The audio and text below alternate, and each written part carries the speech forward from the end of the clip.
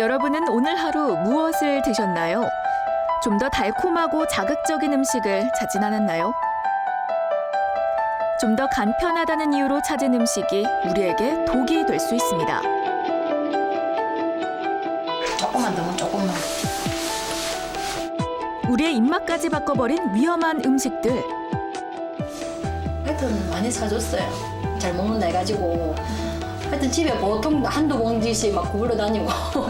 근데 지금 생각해보면은 그게 노란색이 이제 황색 색소 사오는데 그거를 내가 아무 생각 없이 너무 먹였던 거 아닌가. 아이들이 즐겨 먹는 과자부터 바쁘다는 이유로 즐겨 찾는 인스턴트 음식에 이르기까지 각종 가공식품 속 식품 첨가물이 지금 우리의 몸을 위협하고 있습니다. 독소는 체내에 쌓여 비만을 일으키고 비만은 염증을 유발해 만성 질병의 원인이 되기도 하는데요. 소주도 한잔하고 여기 고기 삼겹살 참 좋아합니다. 평소 깨끗한 생활 환경을 추구하고 있는 당신, 혹시 독소에 내 몸을 너무 노출시킨 것은 아닐까요? 쉬는 거는 둘째치고 약간 구토 증상이 일어날 때가 좀 있어요. 미세먼지, 황사 등 각종 유해물질의 공습으로부터 안전하지 못한 실내 환경. 이것 또한 우리 몸의 독소로 작용할 수 있습니다. 독이란 거는 우리가 질병이나 이런 검사 수치에 나타나지 않는데 뭔가 내가 문제가 있다, 불편하다, 생활에 뭔가 장애가 있다, 없던 증상이 나타났는데 그거의 원인을 잘 모를 때 어떤 독이라는 용어를 썼었거든요. 우리 몸을 위협하는 위험한 독소. 독소로부터 우리 몸을 지키는 방법. 오늘 TV 닥터에서 알려드립니다.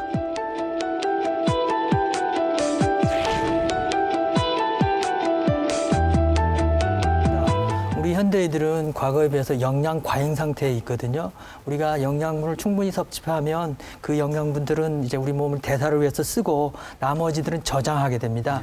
적당량 저장하게 되면 그거는 나중에 우리 몸의 예비력을 키우는 데 도움이 되지만 많이 저장하게 되면 그 저장된 것들이 나중에 문제를 일으킵니다. 우리 흔한 말이 있잖아요. 뭐 오래 고인물은 썩는다고요. 네. 마찬가지로 우리 영양분들도 몸에 오래 각 조직에 오래 있다 보면 이제 썩게 되는 거죠. 그런 현상을 독소라고 보면 됩니다. 독소가 말 그대로 독이잖아요. 독하면 이제 굉장히 많은 분들이 이제 겁을 내실 것 맞아요. 같아요. 그런데 이 독소를 어디까지 봐야 될지 많은 분들이 궁금해하실 것 같아요.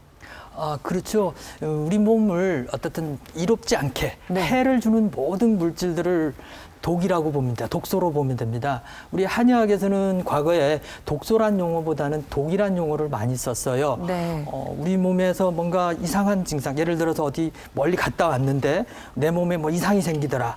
그 갔다 온 곳이 하필이면 막 우기고 비가 오고 막 음침한 데 갔다 오면 뭔가 음침한 독이 내 몸에 들어왔을 거야. 예. 이렇게 생각하거든요. 네. 그런 것처럼 내 몸에 이상이 일어나는데 그 원인을 잘 모르겠어요. 이런 것들을 독이란 개념으로 이제 했었습니다. 우리 몸에는 이렇게 우리 몸에 이롭지 않은 것들을 오면 이렇게 내보내는 그런 시스템을 가지고 있습니다. 그 시스템을 주로 하는 게 간장과 신장에서 주로 합니다. 네. 그래서 간에는 이런 시스템을 해독 작용이라고 우리가 얘기를 하거든요. 예를 들어서 우리가 음식을 통해서 들어오는 뭐 지용성 비타민이라든지 알코올이라든지 여러 가지 유해 물질들을 우리 간에서 대사 과정을 거쳐서 무해한 물질로 만들어서 담즙을 통해서 몸 밖으로 이렇게 배출하는 과정을 거칩니다. 우리가 예를 들어 볼까요? 제가 비타민 C를 예를 들어 보면 우리 몸에는 비타민 C를 섭취할 때 우리가 인위적으로 천연물에 있는 것과 합성된 걸 두 개를 줬을 때 우리 몸은 천연물을 먼저 씁니다. 그리고 나서 그게 다 쓰고 나면 합성품을 네. 쓰게 된다고 하거든요. 이건 왜 그러냐면 우리 몸이 그만큼 천연물 쓰거나 이런 것들이 편하기 때문입니다. 그러니까 아까처럼 가공식품이라는 걸 많이 흡수하게 되면 그것들은 곧 간에 부담을 줍니다. 이런 부담이 적당할 때는 좋게 작용하지만 너무 과하게 되면 독소를 만드는 그런 원인으로 작용하게 됩니다. 네, 뭔가 단계가 많으면 많을수록 우리 몸이 부담스러워하는 당연하지요. 거겠군요. 그렇습니다. 그렇군요. 가공식품 안에는 엄청나게 많은 식품 첨가물들이 들어있거든요. 한 젖에 따르면요, 우리가 한 해 섭취하고 있는 식품 첨가물은 성인 체중 55kg 기준으로 약 25kg 정도로 합니다. 25kg이면 그 작은 알갱이, 그 작은 가루를 우리가 1년에 25kg 그렇죠. 먹는다고요? 그 중에서도 보존료가 가장 많이 섭취되고 있어요. 지금 교수님께서 말씀을 해주신 걸 들어보니까 생각보다 범위가 많이 넓을 수 있겠다는 맞아요. 생각이 드네요. 맞습니다. 그런 일일 섭취 권장량 같은 게 있나요? 실제 가공식품 속에는 하루에 요만큼만 드세요로 그러는 하루 허용 최대 섭취량이 있습니다. 초콜릿 같은 경우 우리 아이들 좋아하죠. 4개 정도. 보존료가 함유된 캔 음료 4개.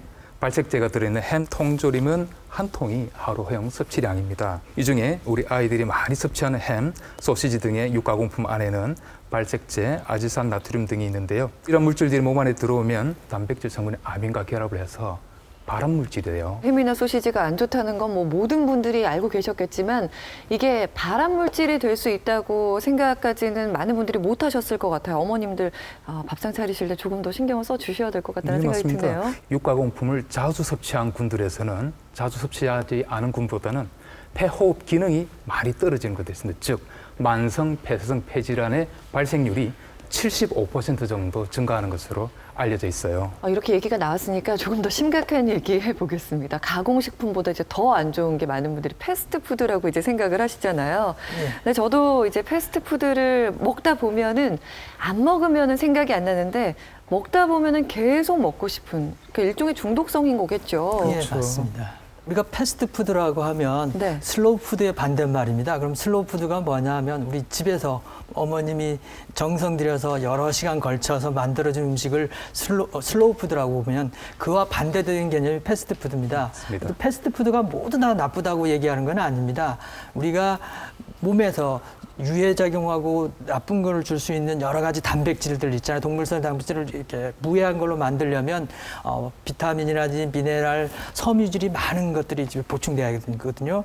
그런 것들은 채소하고 과일 등에 많이 들어 있습니다. 저희가 여기서 말하는 일반적인 패스트푸드에는 네. 과일과 채소들이 좀 덜 들어 있는 그런 음식들을 말합니다. 이런 음식들을 먹게 되면 우리 몸에서는 섬유질이 좀 모자라게 돼요. 네. 그래서 그 섬유질이 모자라면 장 내에서 장내 세균들이 많이 발생합니다. 패스트푸드에는 소금이라든지 이게 단맛을 내는 것들이 많이 들어가 있어요. 그렇지만 네. 소금 같은 경우도 우리가 일반적으로 보는 천연 소금이 아니라 정제 소금을 많이 쓰고요. 설탕 같은 것도 백색 설탕을 많이 씁니다. 이런 소금과 설탕들도 우리 몸에 여기까지 부담을 주거든요. 그래서 예를 들어 우리가 과식을 한다. 이런 많은 걸 먹게 되면 그것들을 해독하는 게 간입니다.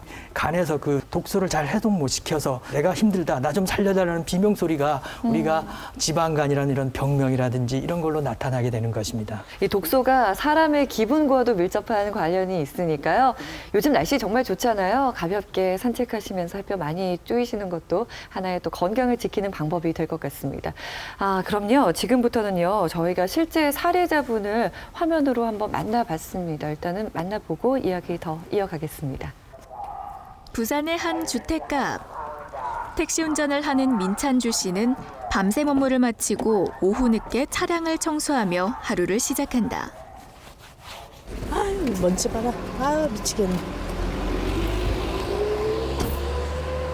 알레르기성 체질인 민찬주 씨는 봄철이면 미세먼지와 황사 때문에 기침 증상이 더 심해진다. 한바탕 먼지와의 사투를 벌인 그녀. 드디어 깨끗하게 차량 청소를 마치고 손님을 맞이하러 나간다. 손님을 찾아 운전을 하는 중에도 멈출 줄 모르는 그녀의 기침. 알레르기가 심한 탓에 매번 운전하는 게 쉽지가 않다. 급히 공기를 환기시키기 위해서 창문을 열어보지만 금세 다시 창문을 닫고야 마는데 공기 자체가 너무 탁하고 답답해서 에어컨에 뭐 막 이렇게 공기가 안 좋아가지고요. 좀 바깥 신선한 공기를 쐬고 싶어서 문을 여는 순간 후회를 해요.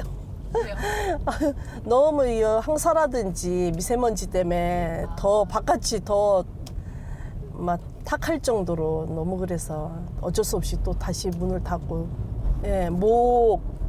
코가 첫째 너무 바짝 말라버려서 숨을 쉬기가 힘들고 입으로 숨을 쉬니까는 목이 자꾸 말라서 물을 지금 의식적으로 물병을 안 가져왔거든요. 물을 마시게 되면 그 또 화장실을 해결을 해야 되는데 또 화장실이 또 그렇게 생각보다는 있는 게 아니라서 차 주차하기도 그렇고요. 미세먼지와 황사로 인해 오히려 바깥 공기질이 더 나쁜 상황.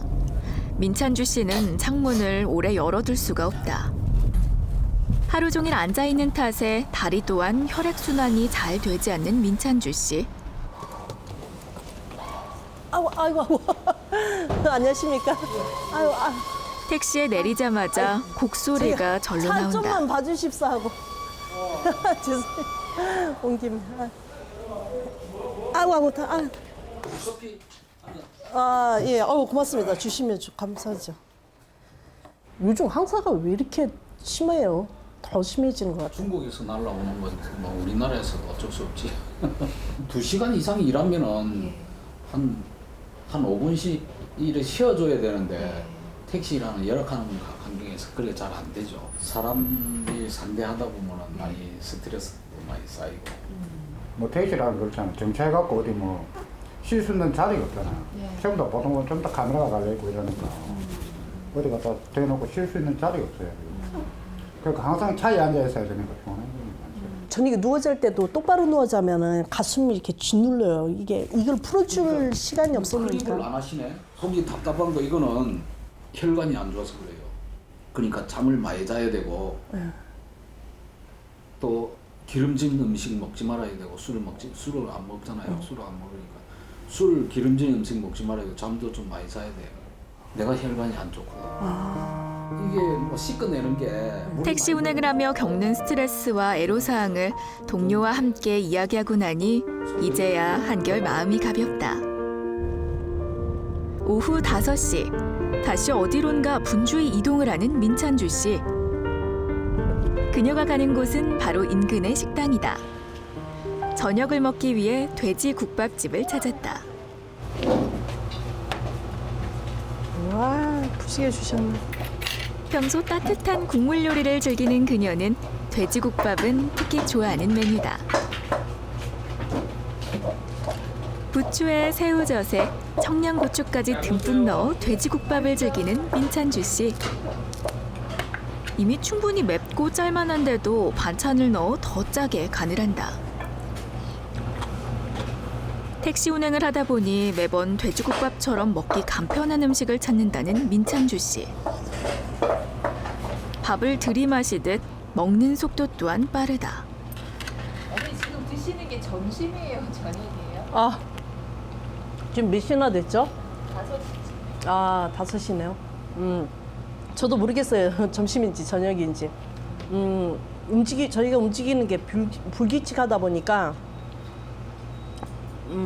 끼니 제때 그 개념이 없이 그냥 움직이다 보면 배고프면 밥을 먹고 배 안 고프면 계속 일하고 이런 식으로 돼 있어서 저도 식사 시간이 몇 시인지를 모르겠고 끼니가 어떻게 됐는지 모르겠어요. 식사 속도가 좀 빠르시네요. 빨리 먹고 또 일을 나가야 돼가지고요.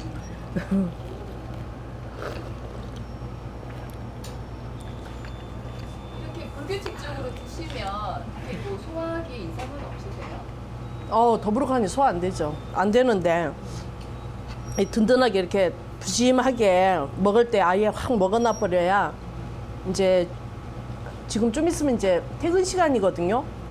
그때 이제 저희한테는 핑크 시간이라서 그 시간을 위해서 지금도 사실은 배는 안 고파요. 근데 이제 일부러 든든하게 먹어두는 거예요. 이제 또 몇 시간, 12시간까지 바짝 일하려면.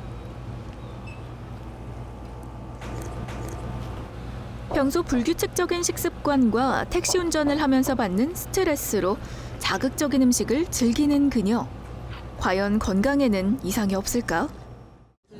네, 안녕하세요. 이쪽으로 들어오세요. 다음 날 그녀의 식습관과 생활 패턴에는 문제가 없는지 정확한 진단을 위해 부산의 한 대학병원을 찾았다. 편하게 쉬시고요.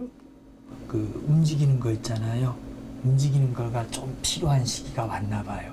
지금까지는 잘 버티셨는데 지금의 어떻든 밸런스나 이런 문제를 해결하기 위해서는 좀 몸을 좀 움직여야 되고 우리 식습관 같은 거 보면 약간 매운 음식들 있잖아요. 그걸 많이 좋아하세요? 네? 그런 매운 음식 같은 것들도 조금 줄여가는 상황이 좀 필요하고 좀 앞으로 좀 할 일이 많아지네요. 보세요. 뒤로 말아 보세요. 옳지, 됐고요. 약간 다리에 부종이 좀 있네요.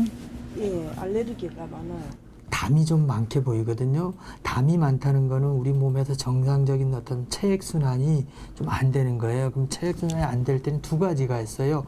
혈액순환이 안 되는 거를 어혈 쪽으로 보고 나머지 기라든지 이런 순환하는 걸 담음으로 보거든요. 지금 어머님 같은 경우는 지금 담음 쪽에가 좀 문제가 있어요. 그럼 담음이 문제가 있으면 어떻게 되냐면은요. 기본적으로 그 어디 아프는 곳이 돌아가면서 아파요. 여기저기 돌아가면서 이쪽에도 아파서 저쪽에도 아파서 그날 그 막히거나 순환이 덜 되는 부위에서 아프거든요.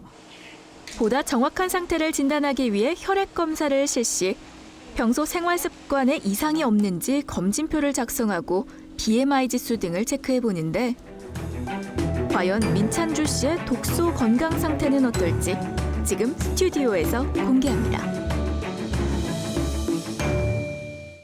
네, 왜 그런지 다들 너무 잘 알고 계셨어요. 동료 기사님이 진단도 내려주시고 어떻게 하면은 해결할 수 있는지까지 말씀을 해주셨는데 또 동료 기사님께서 덧붙이신 말씀 중에 하나가 그런데 어쩔 수가 없어요. 이렇게 맞습니다. 말씀을 해주셨잖아요. 환경 자체가 그렇다 보니까 좀 그러신 것 같아요. 예, 예. 결과가 어떻게 나왔나요? 저도 처음에는 저분 상담하고 저희가 간단하게 몸에가 독소가 있는지 여부를 알기 위한 설문을 했거든요. 네. 설문을 했을 때 충분히 뭔가 독소에 관련된 뭔가 인자가 나오겠구나 해서 정밀 검사를 좀 시켰는데 간 기능이라든지 신장 기능, 기타 뭐 항산화 능력, 전반적으로 호흡기 능력, 그러니까 일반적인 검사로 발견할 수 있는 거는 거의 다 정상이었어요. 정상이었어요. 특히 오. 그 뭐 콜레스테롤이나 지질 검사도 예. 정상으로 가깝게 나왔거든요. 네.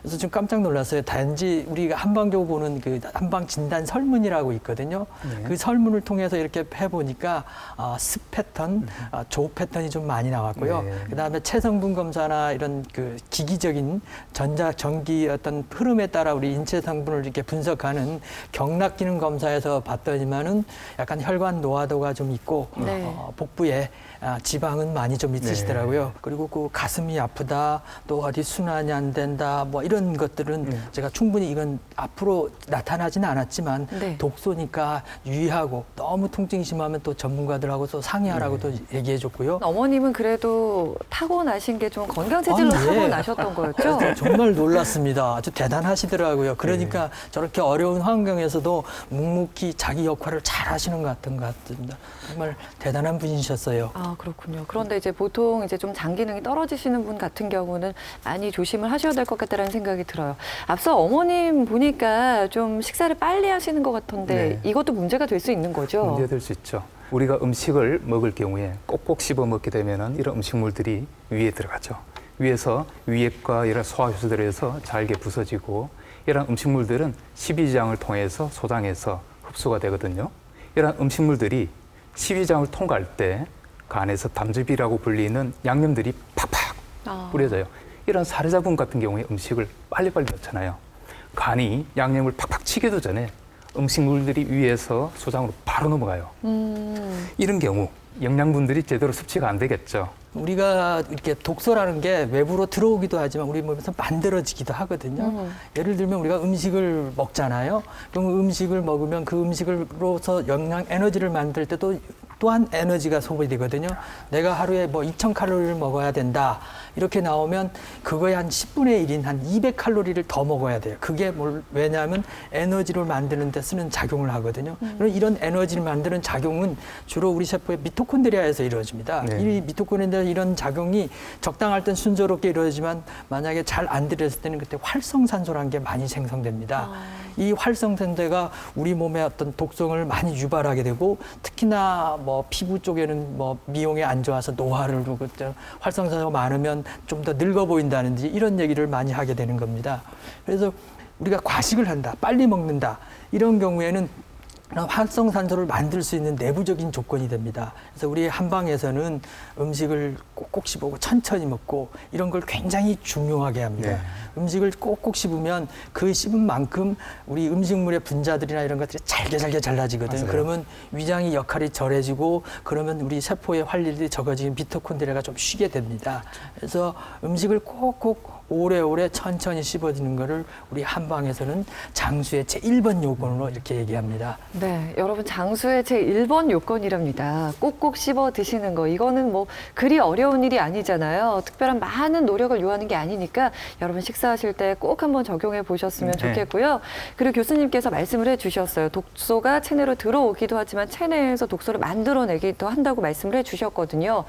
그런 이유 때문인지 이 만성 질환으로 이어지는 분들이 많이 계시더라고요. 예, 당연하죠. 그 중에 하나가 이제 비만 환자들 있잖아요. 네. 그 비만이신 분들 중에서 나는 물만 먹어도 살찐다 하시는 분들 계시더라고요. 진짜 물만 먹어도 살찌는 체질이 있는 건가요? 예, 뭐 물론 저도 임상적으로 보면 물만 먹어 살찐 체질을 봅니다만은 네. 그게 원인이 뭔지 잘 발견하기가 참 어렵습니다. 그래서 실제로 이런 독소가 오늘 주제가 독소니까 독소가 비만을 유발한다 이런 건 없습니다. 비만을 유발한다 이런 결과는 없는데 만약에 비만한 환자일 때 이런 독소가 같이 끼면 네. 독소들은 지방분을 굉장히 좋아합니다. 지방분하고 친구 맺기를 좋아합니다. 우리가 네. 친구가 맺으면 서로 사이가 좋잖아요. 그러면 헤어지기도 싫잖아요. 지방이 분해되는 것도 막아요. 가지 말라, 나하고 같이 놀아라. 그리고 또 지방이 있기 때문에 충분하게 활동하는 에너지가 있기 때문에 이런 독소들이 우리 몸의 면역 체계나 뭔가 이상이 있을 때 염증 반응을 일으키는 요인으로 많이 작용하는 힘을 얻기도 합니다. 그래서 비만인 환자가 내부에 복부에 지방이 많은 환자는 우리가 혈액 검사를 해보면 네. 독소도 많다는 이런 연구 결과가 많이 있습니다. 그 독소의 요인이 되는 것 중에 또 여러 가지 요인을 짚어주셨지만 거기에 수은이나 카드뮴 같은 걸 짚어주셨거든요. 네. 그래서 임신부들은 뭐 많이 먹지 마라 참치나 생선들을요 이렇게 말씀을 하시기도 하는데 실제로 이게 독소를 유발하긴 하나 봐요. 네, 한 조사에 따르면 우리나라 사람들은 참치 좋아하거든요. 네. 혈중순 농도가 다른 나라에 비해서 월등히 높다고 합니다. 한국인 혈중순 카드뮴 농도 미국인보다 2~3배나 더 높은데요. 바로 생선이 우리 몸의 순 수치를 높이는 가장 큰 원인으로 지목되고 있습니다. 네, 그렇기 때문에 임신부들에게 이 생물 농축이 많이 된 뭐 참치나 큰 생선을 권하지 않는 이유가 아마 여기에 있을 것 같은데요. 그럼요, 이번에는 이 환경적인 요인, 다른 외부 요인에 대해서 좀 여쭙겠습니다. 화학 제품 사용은 어떤가요, 교수님? 예, 화학 제품도 상당히 많은 문제를 유발합니다. 특히나 우리가 주위에 살고 이게 환경 있잖아요. 네. 이 환경의 변화가 우리 몸에 엄청난 영향을 줄 거라고 저도 실제 경험을 했었거든요. 저도 몇 년 전에 암을 좀 공부한다고 중국에서 이렇게 좀 연수를 했던 적이 있어요. 그때 네. 겨울에 한 보름간의 엄청난 스모그에 제가 노출된 적이 있었거든요. 네. 이게 시원한 바닷바람만 맞던 이 부산에서 살던 사람이 네. 그 환경에 되니까 목도 그렇죠. 아프죠, 피부도 맞습니다. 알죠, 두통도 생기죠. 특히 아침에 일어나면 몸이 무겁죠. 별별 증상이 나타나더라고요. 네. 그래서 제가 생각을 했어요. 앞으로 이런 환경의 변화는 우리 인류에게 전혀 예기치 않은 새로운 어떤 질병들을 많이 갖다 줄 거라고 그렇게 단언하게 생각했었습니다. 네, 네. 그렇게 큰 게 보지 않고요. 작게 우리 집안이라든지 주위를 보더라도 맞아요. 여기 슬라이드나 보시듯이 네. 이 소파라든지 뭐 벽지 뭐 이런 데 시트지 바닥재 등등에 PVC 같은 환경 호르몬을 포함하겠다고 의심되는 물질들이 굉장히 많습니다. 전기 매트도 문제가 될 수 있어요? 네, 그렇죠. 비닐류들은 다 어느 정도 영향이 있다고 봅니다. 특히 네. 더 또 축소해서 보면 우리 애들이 항상 만지고 누는 장난감이라든지 뭐 이런 사소한 거에도 네. 어떤 환경 호르몬에 영향을 미칠 수 있고 그게 문제될 수도 있다고 이렇게 얘기합니다. 현대의학에서는 어떻게 검사를 하나요? 이 독소 네. 같은 경우는요? 현대의학에서는 피검사, 간단 피검사와 모발 중금속 검사를 통해서 우리 몸에 독소가 얼마나 쌓이는지를 체크할 수 있거든요. 네. 한의학적으로 어떤 증상이 있거나 어떤 게 있으면 독소가 있다 이렇게 네. 확정하게 단언되는 것들은 어떤 진단이나 검사법은 없습니다. 그래서 역발상적인 그런 생각이 필요한데요.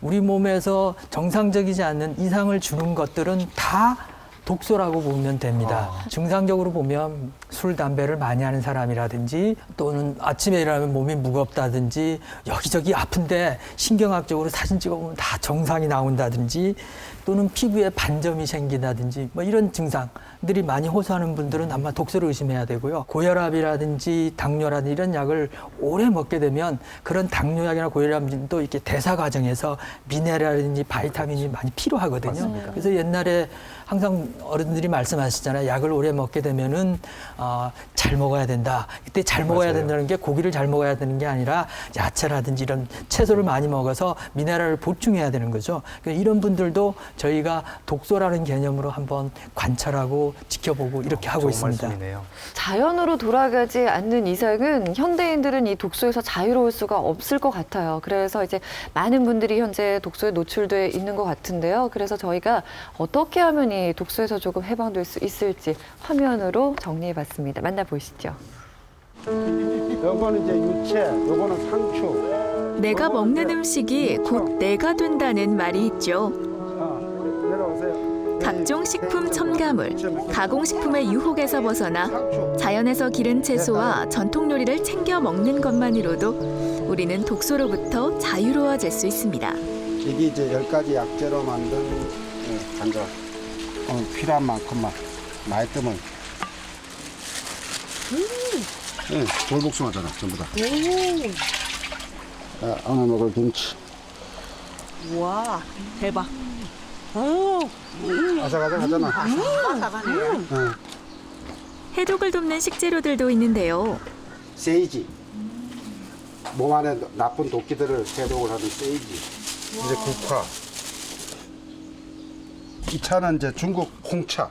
황사라든가 이런 것들 전부 다 예방하고 감기도 예방하고 면역력도 길러주는 약차가 됩니다.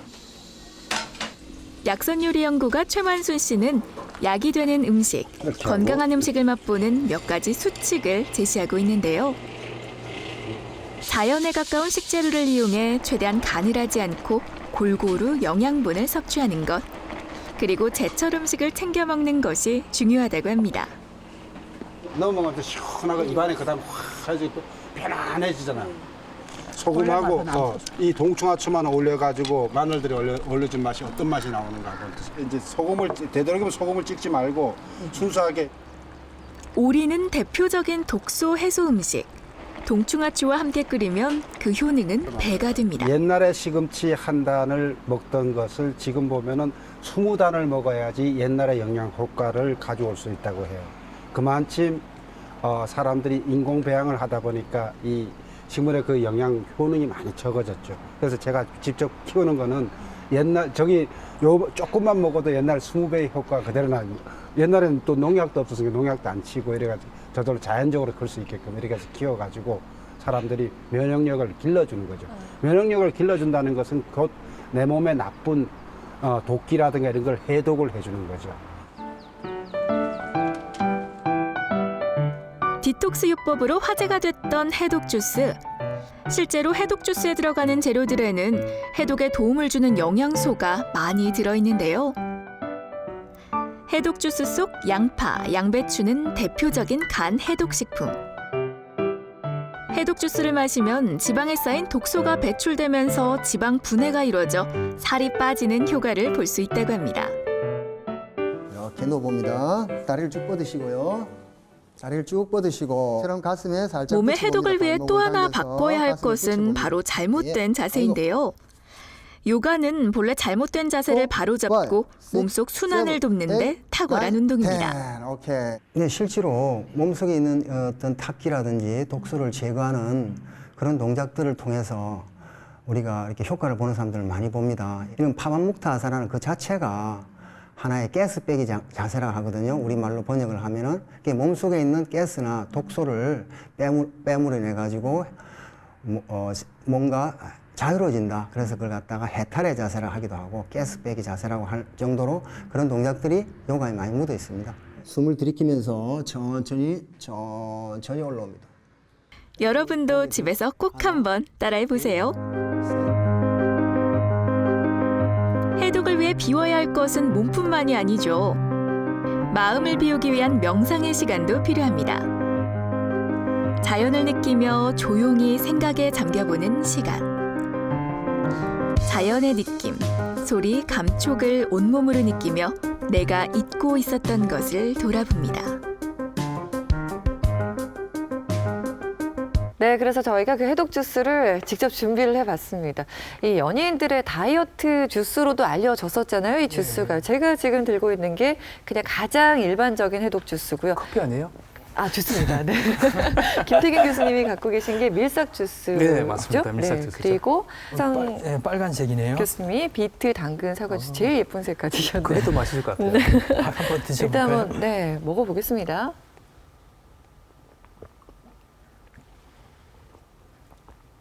맛이요. 굉장히 건강한 맛이네요.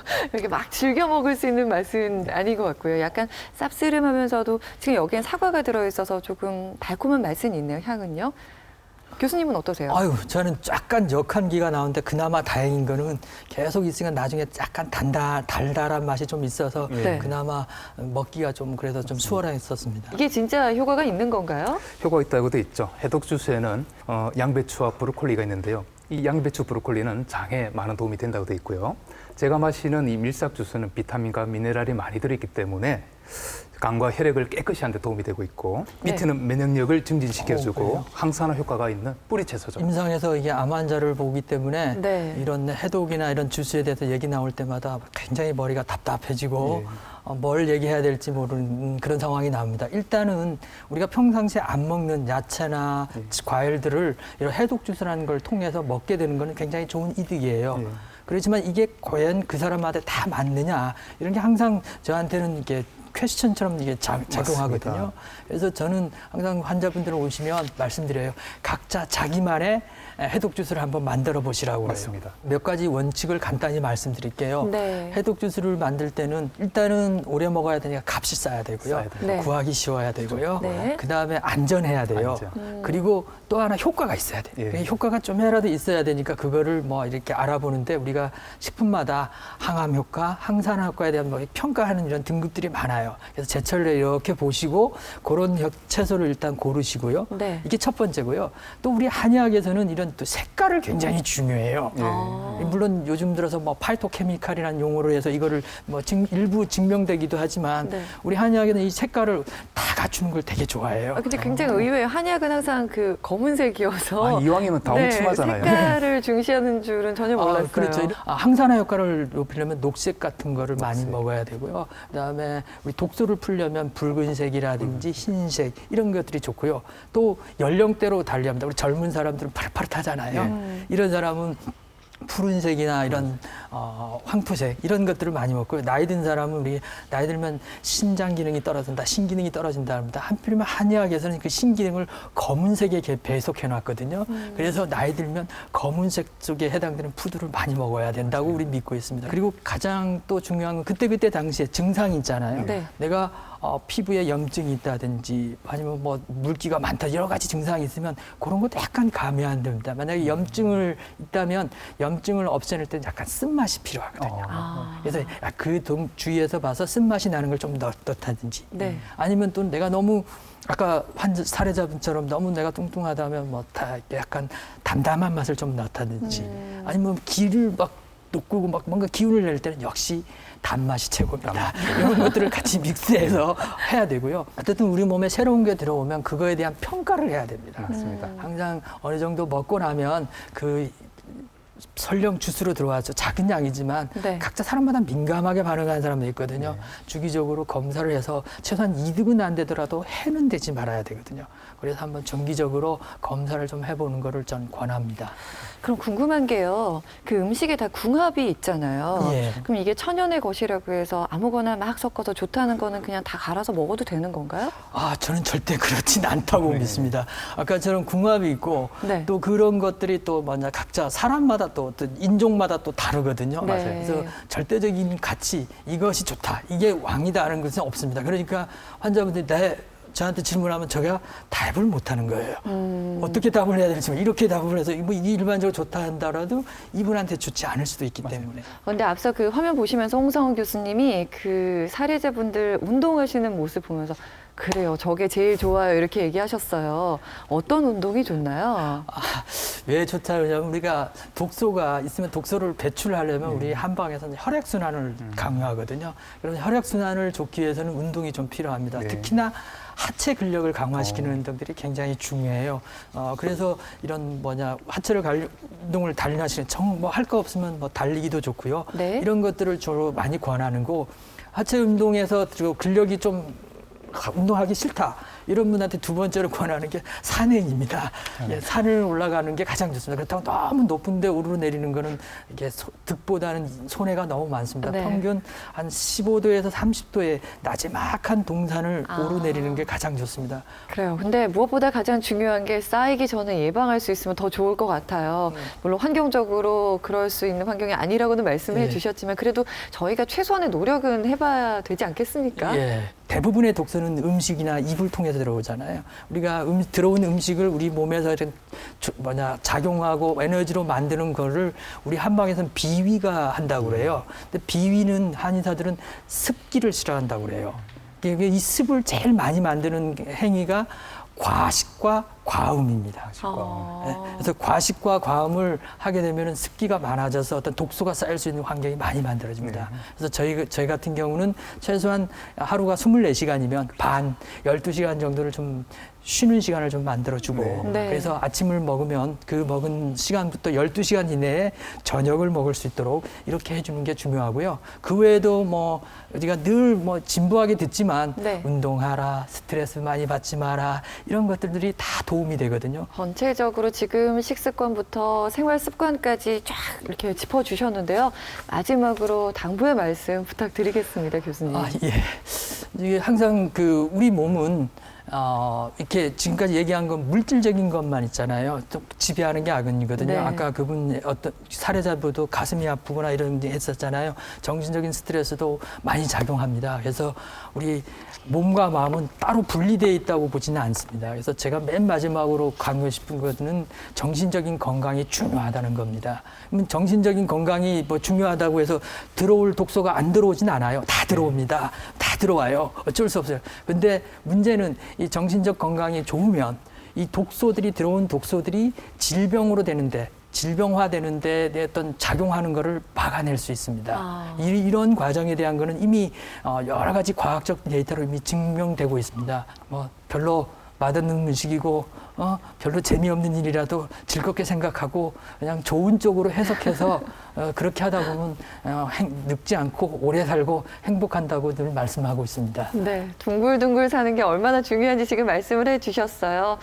그리고 밥상 차리실 때 여러분 식탁 한번 점검을 해보실 필요는 있을 것 같습니다. 독소가 많이 쌓이는 가공식품이나 인스턴트가 많이 들어있진 않은지 한번 점검을 해주시고요.